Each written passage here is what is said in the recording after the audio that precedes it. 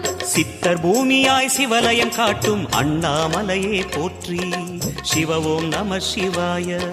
பக்தர் நெஞ்சினை சிவமயமாக்கும் சிவபெருமானே போற்றி. ஹர ஓம் நம சிவாய.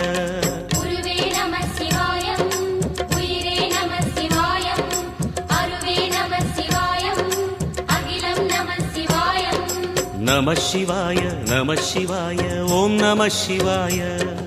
நம சிவாய நம சிவாய ஓம் நம சிவாய.